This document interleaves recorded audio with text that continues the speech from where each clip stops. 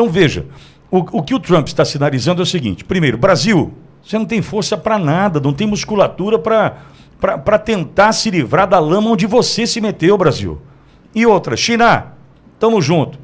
Porque bilhões de dólares não serão comprometidos por uma questão ideológica. Nós não sabemos o que pode sobrar para a gente se vier sanção, embargo, dificuldade. Donald Trump manda recado duro para ministro da Economia Fernando Haddad e para o presidente Lula. E por essa eles não esperavam. E Lula acaba de sofrer uma grande derrota em Brasília e diante de todas essas notícias, o dólar disparou, chegando a R$ 6,20. Lula já fica desesperado e fala em fazer novos cortes. Economista famoso afirma que 2025 será um dos anos mais difíceis dos últimos anos para o povo brasileiro. E Lula deve passar a bomba para Geraldo Alckmin, pois os parlamentares já preparam o mesmo pedido de impeachment que fizeram para Dilma Rousseff em 2016, uma vez que Arthur Lira e Rodrigo Pacheco estão de saída logo mais e não poderão fazer mais nada, nenhum tipo de escudo a favor do pai dos pobres.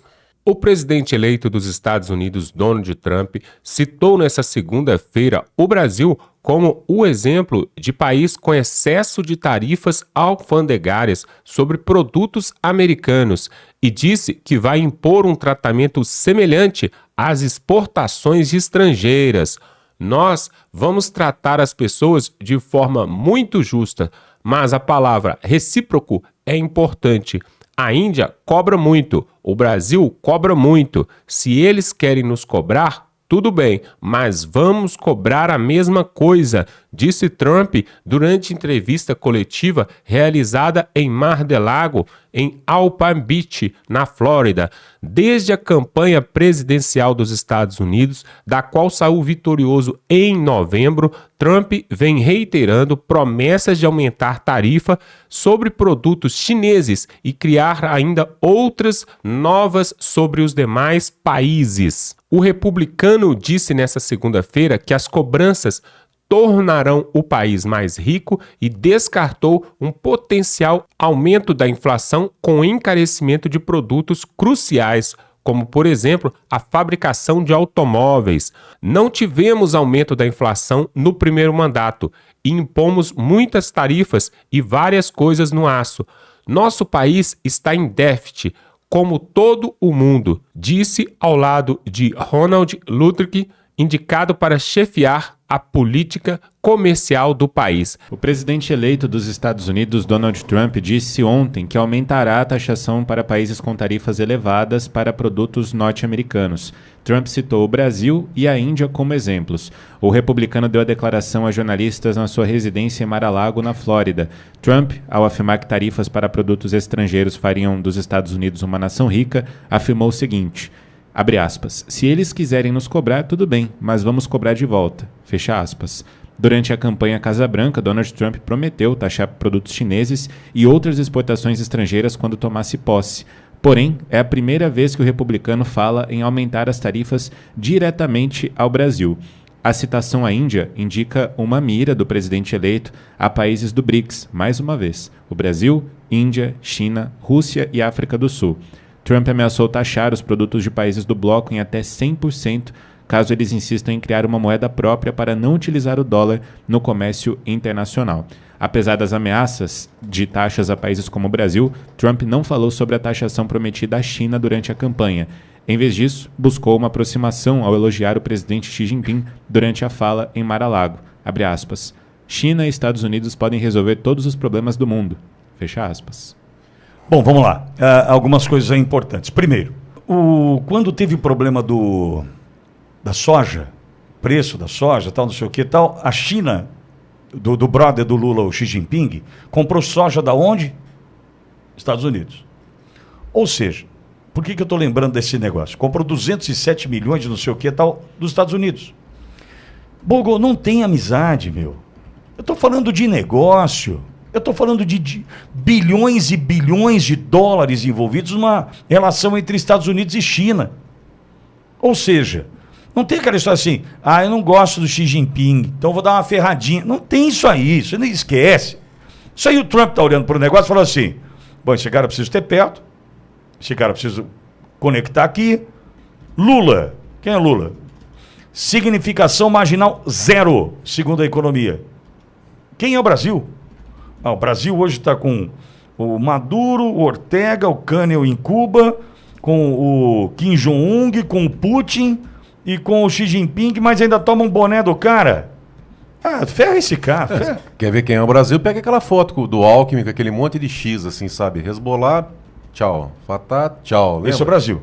Apoiando essa turma. Então, veja, o que o Trump está sinalizando é o seguinte. Primeiro, Brasil, você não tem força para nada, não tem musculatura para tentar se livrar da lama onde você se meteu, Brasil.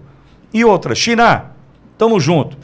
Porque bilhões de dólares não serão comprometidos por uma questão ideológica. Não vai.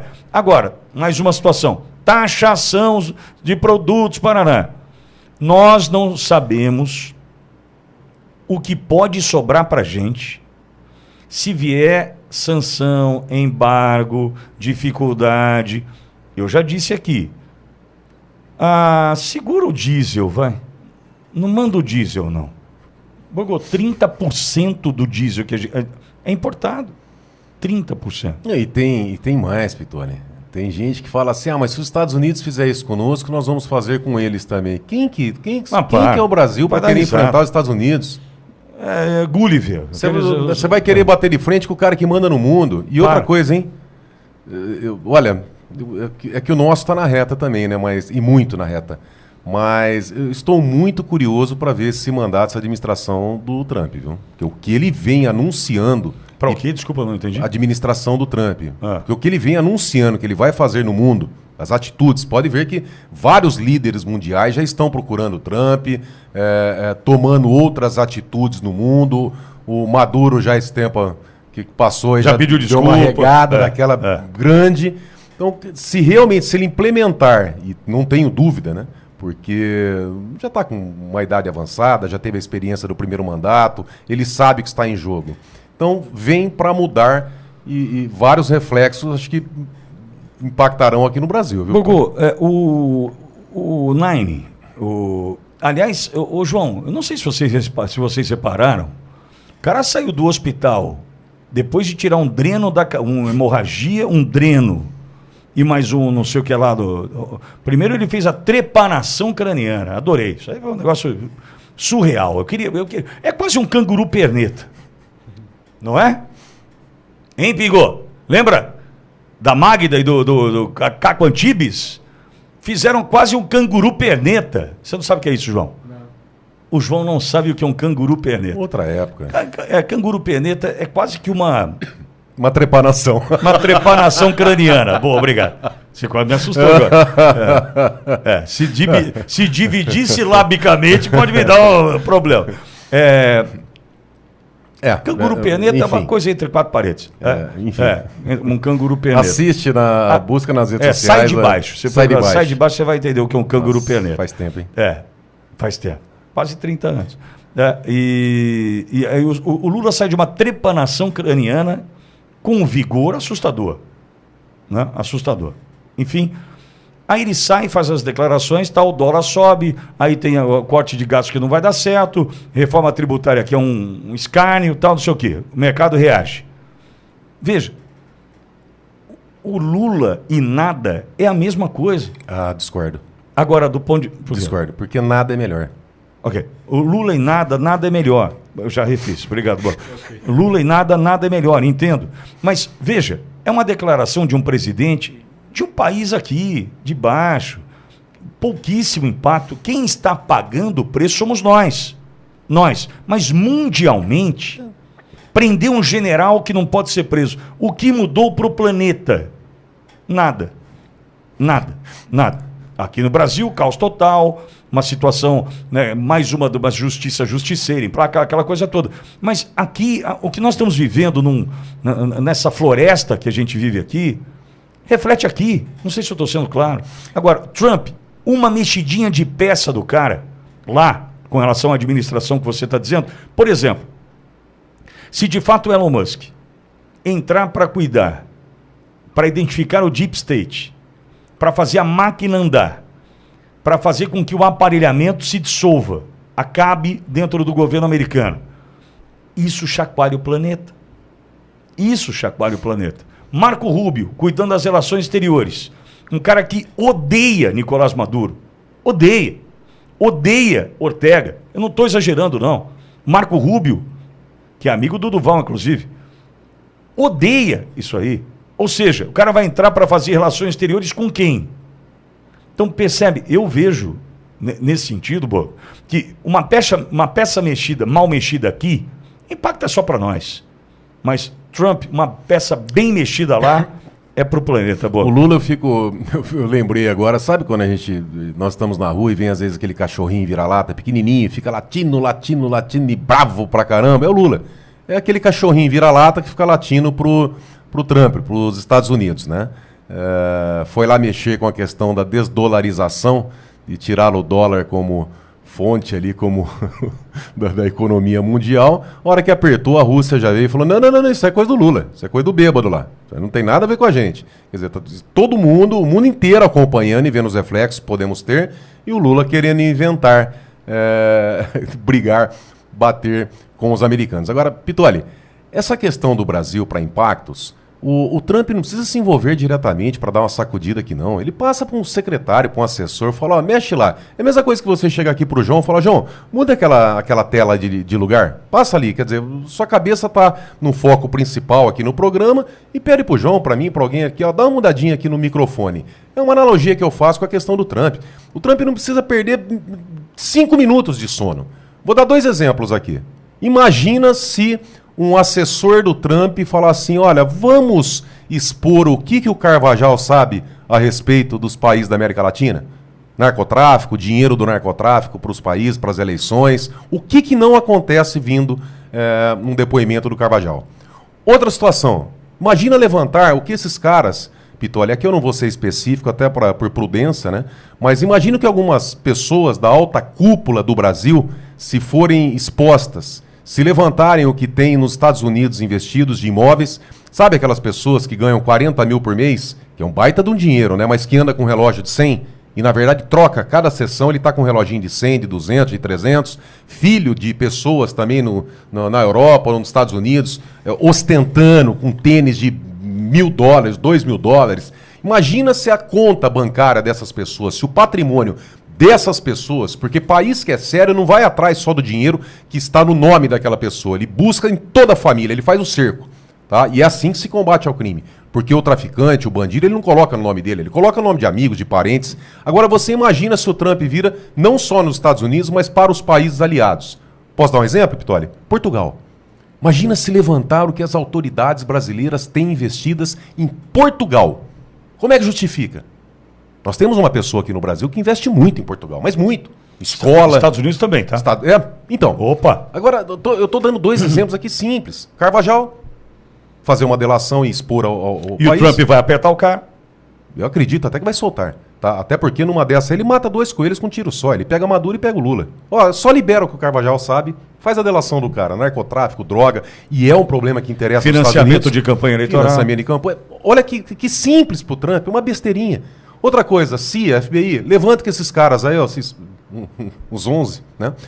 Levanta que eles têm no exterior. Aos países aliados. Olha, nós não vamos negociar, nós estamos aqui fazendo uma restrição às pessoas que perseguem, que acabam com a liberdade, que expõem, enfim, que acabam com a liberdade de expressão. Expõe o que esses caras têm de investimento no exterior. Olha que coisinha besta. Você acha que o presidente dos Estados Unidos vai se envolver diretamente com isso? Não precisa. É um assessor. É uma besteirinha. Ele muda tudo, ele treme tudo. Tá? Então, por isso que eu tenho, sim, uma expectativa muito grande. Sobre essa questão do número de deputados, muitas pessoas questionam, né? Se há necessidade de tantos parlamentares assim, será que com o número reduzido de cadeiras, por exemplo, os projetos seriam aprovados com mais agilidade? Ou será que a gente conseguiria ver algum tipo de mudança na eficiência do parlamento brasileiro? João, Giordani Bruno, acho que em 601, negócio assim, João, não vou lembrar. Não faço questão nem de lembrar o nome, nem a data mesmo, porque amanhã vou esquecer novamente. mas acho que a frase é a que vale. Ingenuidade. Você achar que quem está no poder quer mudar o poder. Ingenuidade. Ingenuidade é a gente achar que quem está hoje legislando no Brasil pode tomar a decisão de cortar a própria carne. Olha, não precisamos de 513, precisamos de 280 parlamentares. Sabe essas coisas? João, por exemplo, o Borgo é parlamentar, o Borgo tem uma história, conhece muito desse bastidor. Tal. Nós temos hoje, numa estrutura municipal, pega Bauru, nós temos uma empresa municipal de desenvolvimento urbano e rural, entendeu? Ainda deficitária, Borgo? Sim. Ainda, como é que é? Na época da pandemia conseguiu equalizar, mas agora deficitária novamente. Para que ela existe, João? Se ela é deficitária, se tem problemas, né? Por mais que sejam serviços essenciais, tal, por que ela existe? Por que então não se privatiza, não se faz o que tem que se fazer para arrumar a casa? Muitas vezes porque aquilo ali é um encosto para muita gente. Como é que aquele que apoia o governo, pode ser um vereador, pode ser, sabe Deus o quê, consegue um carguinho, consegue a manutenção do que ele chama de espaço no governo? Você pode falar melhor que eu sobre isso, Borgo. Né? Porque o João está dizendo o seguinte, a gente não conseguiria uma melhor eficiência do Estado com menos gente, menos deputados, menos senadores, enfim. Eu estou dizendo assim, ingenuidade a gente achar que quem está lá vai querer mudar isso. Eu não vejo isso como uma possibilidade, mas no ramo da hipótese, será que melhoraria a agilidade dentro do parlamento? Isso é relativo. Por exemplo, vai que essa minoria acaba excluindo Marcel Van Hatten, Gustavo Gayer, Bia Kicis, Eduardo Bolsonaro. Tudo vai depender de quem está no poder. E quem está no poder, tá? A responsabilidade direta é pelo povo, é pelo eleitor. Então, o primeiro ponto, João, e eu digo isso aí com a experiência de um parlamentar, o primeiro ponto é a população aprender a votar. Parar de votar em ladrão. Porque o que acontece?